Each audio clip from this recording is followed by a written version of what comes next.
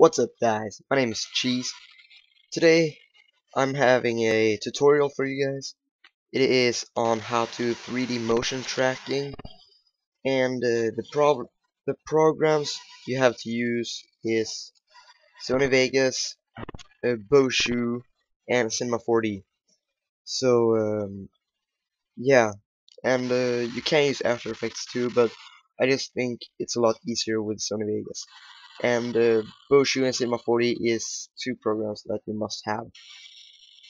So yeah, let's just get started. First, we want to import your cinematic. Let's see here which one it is. It's this one. I'm going to be using this motion tracking later. So here I want to go to properties and then just go disable resample as I showed you, as I did before. And then you want to mark this whole area with the yellow thing that's over here. You just want to click on it and then drag it all over the clip. Then you want to make a new folder. Just make one says MT pics. Then you want to go to File, Render, and you're going to be saving all these images in the folder that you just created. See if I can get this up. Loading.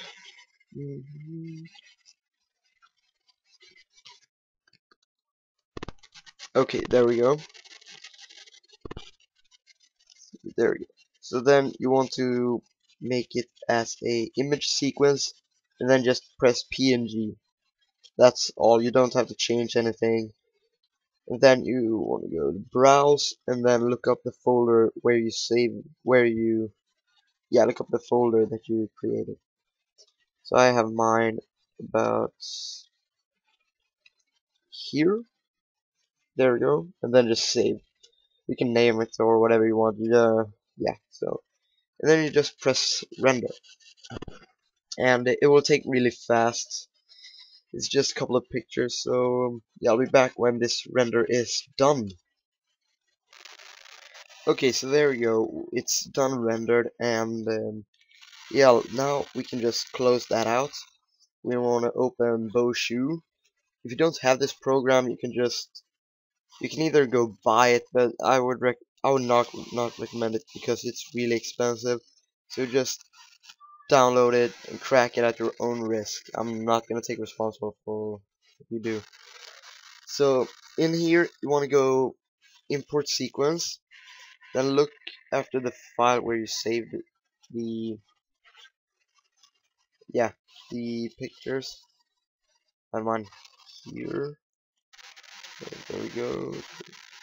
Here they are. And there's gonna be a ton of pictures in here, as you can see. I have almost 500 pictures.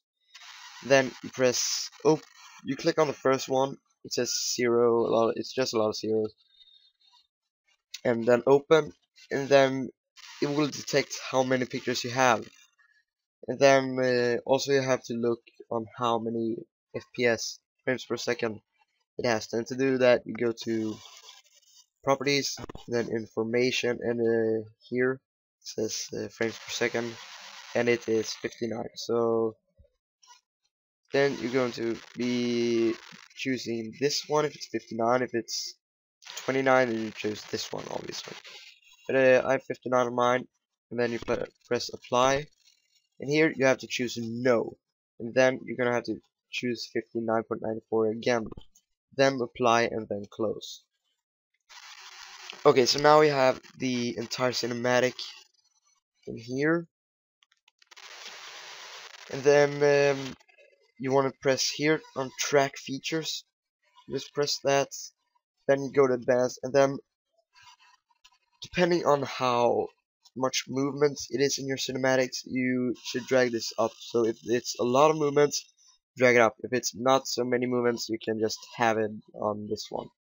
For this one, yeah, I don't know which one it is. I think it's supposed to be this one. But yeah, whatever. I always use this one because yeah, I don't really know why. It just feels most comfortable for me.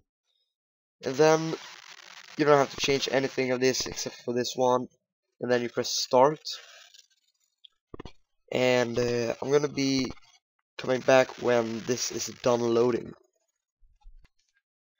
Okay, so now it's done. Yeah, looking through these frames and tracking them. So as you can see here, it's just follows every single thing in the video or in the cinematic. So then what you want to do after that, you want to go to camera solve. Then you don't have to change anything of this. Just make sure this is checked. Optimize camera path smoothness. It's basically self-explanatory. It's just making the path in the cinematic more smoother. So yeah, that's all, and then you just press start. And then I'll coming back, or actually this goes kind of fast. I guess just I can wait. So after that is done, you will get all of. See if it's gonna load. Okay, there we go. So when that's done, you're gonna get all these yellow and blue dots. Oh shit. Okay. Yeah, so you're gonna get all these yellow and blue dots all over the cinematic. That's just following everything around here. And this is actually what you're gonna use right now. So what you're gonna do with these is that you're gonna go to scene geometry. You're gonna press add chord from hint. Then you're gonna go down here where it says origin, and you're gonna press and choose X axis, not C axis. And then you're gonna choose two yellow dots that are on the ground, obviously, or anywhere. Just press this one and this one, for example, and they have to be in a line like this for in an x-axis. So in a line that goes straight over, not up. Just and then after that you press connect to selected, and then press add chord from hit again to add another one. And then you're gonna choose C axis, and then you're gonna choose this one here on the right, and you're gonna go up, and then let's just choose this one. Let's do.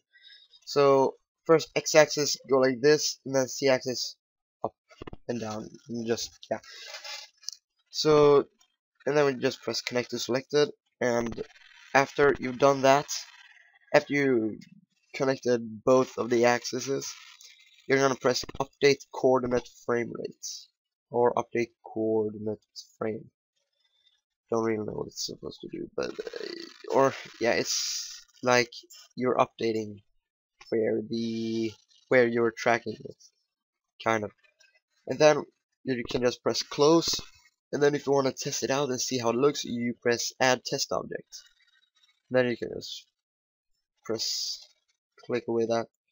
You right click and press translate, so you can move it around to where you want it to be. See there, maybe.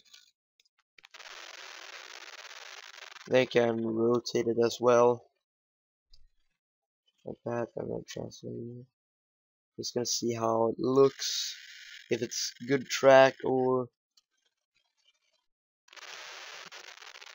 Okay, yeah, it looks okay. Looks okay. Let's see what it looks from this guy. Yeah, that looks good. Okay, so now when you're done that, you want to press. When you're happy with it and it flows on very good, you just want to press export camera. And then here you just go to where you want to save it. I'm gonna have mine in. Actually, gonna have mine in here. So I'm gonna use this motion tracking later. Let's see. You just name whatever you want. I'm gonna name mine Cinema 4D. And then you can press this one to choose Cinema 4D. So it's a cinema 4D file. Then press save, and then here you have to change this so this is 100. Otherwise, it will be very much out of scale. So then after that, you just press save, and now you can save this one as well if you want to. If you need to go back and change something, I never do, but it can be really helpful to do that. So then you want to minimize this and go to where you saved it. I saved mine. Let's go. There it is. So I saved mine here. So I'm just double clicking this Cinema 4D file, and it should open up here soon. There we go.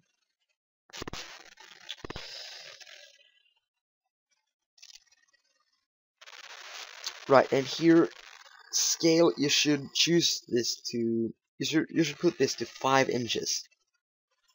So 5 inches, and then you press just OK. You don't need to change any of these. So OK, and then you want to double click here to create a new item. Double click on that, and then press here on texture. And then you are going to choose the pictures again. So wherever you save the pictures, and then you're gonna choose the first one.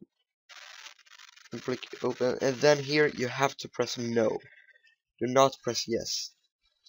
So yeah, and there we have that. Then what we're gonna do, we're gonna add a background. So we have a background, and then we're gonna drag this one and put it into the background. So it looks like this. And here is the timeline, kind of. So I also have mine here at 180. I don't know why, but yeah. And then after that, oh, hang on. Oh right, you have to do this then. Press on this one, animation, and then calculate. So it knows how many frames it is. Then it should be like this, yeah. And after that, you want to add your text. So just press like this one. You press mode graph and mode text to get the 3D text. And then you can just press anything. I'm just gonna put tutorial right now. All capital letters looks the best in my opinion. You can choose whatever font you want, but I like to go with bold fonts because that looks the best. Like this one, Typograph Pro is really nice. Then you wanna, you know, get the text size to be the size you want, and you do that here on height. Pile down is yeah, minimizing text. Up is largering. So then you just want to move it here to wherever you want to. Rotate it if you need to. Let's see here, there's the middle. There we go.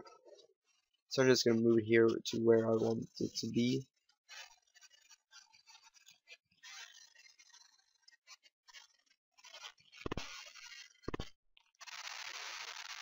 There, okay, like that. I think that looks good.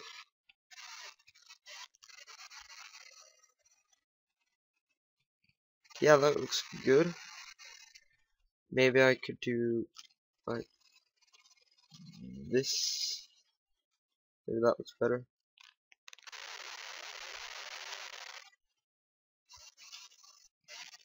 Yeah, okay, I think that looks good. So then the text here, another way to make it look good is to press here on caps. Press this one and choose fillet cap, and then fillet cap on this one, and then just lower it down to like this size. It's different on each motion track, so just make it look like it's this size or whatever you think is nice. I like this size. It looks really clean. So If you press here, you can see how it looks, and right now it doesn't look too good. There's nothing on it, and no colors, nothing. So to make it have a color, you just press this one, double click there, or double click to make a new material, and then double click to edit. And to make it look good, you need to choose a color that is, yeah, like a mix of the colors around in the cinematic. So here is a little red and pink, green, brown, gray, white. So perhaps, I don't know, maybe red would look pretty cool, or yellow. I don't know, really. I think yellow would look really cool. You can choose whatever color you want. This is just what I think looks nice. So then you want to press reflection, get this down to 80%. Then you're done with that. You can just drag this onto the material. Then after that, you're gonna want to choose the material you just made. Press Ctrl C, Ctrl V to make a new copy of it. Then what you want to do, you want to press the new material, click on color, and just drag this down so it's black. And then you want to go to reflection, color, and have it a little bit of gray. And then you drag this onto the clip. You go with this one and drag that in front of the black one. And in the selection here, you write C1 and projection on spherical. So now it looks like that, and it looks like this right now. Actually, I'm going to change the color of this one. It doesn't look too good. Maybe orange, perhaps. Yeah, I think that could work. Okay, so we're not done yet.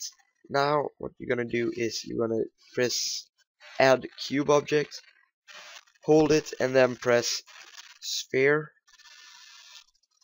drag it onto so it's on the text, and then you just enlarge it so it covers up the whole text. As you can see, so it really does. No, it doesn't. Now it does, I think. Yeah, it does. And then what you want to do is press on the material with the cinematic on it, drag that on to this sphere, or the globe, or yeah, the circle. And then you want to press tags to add a tag, and you want to choose Cinema 4D tag. Go to compositing and disable cast shadow, disable receive shadow, disable scene by camera, and then you want to check compositing background. After that, you are done with that, and what that does is to make a little reflection. So it makes it reflect. The text reflects on the cinematic, so that's pretty cool. And what you can do is to add a light object, and to do that, you just press this one. Then you drag it on so it matches up with the text. I usually use 2.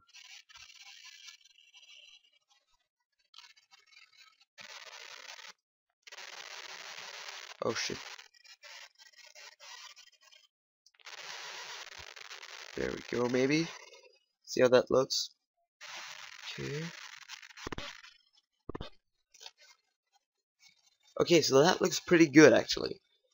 And now when you have the text and motion tracking exactly how you want it, you just go here to render settings.